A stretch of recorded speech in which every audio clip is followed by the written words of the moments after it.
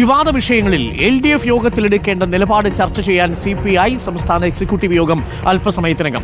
Brewery വിഷയത്തിൽ അന്തിമ നിലപാട് സ്വീകരിക്കലാണ് യോഗത്തിലെ പ്രധാന അജണ്ട.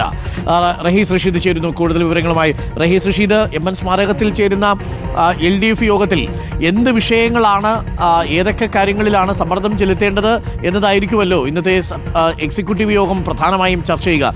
ബ്രൂവറി വിഷയമുണ്ട്, സ്വകാര്യ സർവകലാശാല വിഷയമടക്കമുണ്ട്.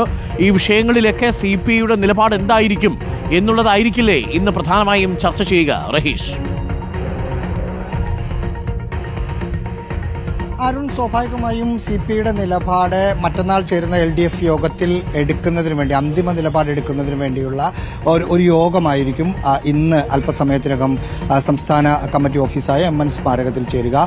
3 പ്രധാനപ്പെട്ട വിഷയങ്ങളിൽ LDF യോഗത്തിൽ CPIക്ക് നിലപാട് പറയേണ്ടതുണ്ട്. 1, ബ്രൂവറി വിഷയത്തിലുള്ള പാർട്ടിയുടെ നിലപാടാണ്. 2, സ്വകാര്യ സർവകലാശാല വരുന്നതിനോട് എതിർപ്പുണ്ടെങ്കിൽ പോലും മന്ത്രിസഭാ യോഗത്തിൽ അത്തരം എതിർപ്പുകൾ, ചില എതിർപ്പുകൾ ഇവർ ഉന്നയിച്ചു. അത് സർക്കാർ ആ എതിർപ്പുകൾ കൂടി പരിഗണിച്ചായിരുന്നു സ്വകാര്യ സർവകലാശാല ബില്ല് വരിക.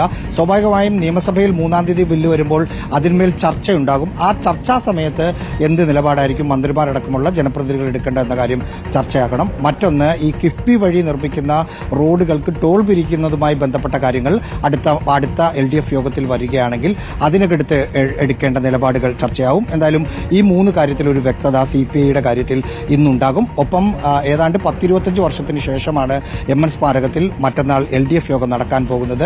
ആ സമയത്ത് എടുക്കേണ്ട തയ്യാറെടുപ്പുകൾ, ഒരുക്കങ്ങൾ, മറ്റു കാര്യങ്ങളായിരിക്കും തീരുമാനിക്കുക.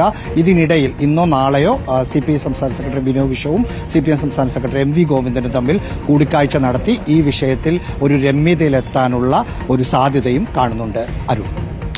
ഓക്കെ, റഹീസ് റഷീദാണ് ഇപ്പോൾ ചേർന്നത്.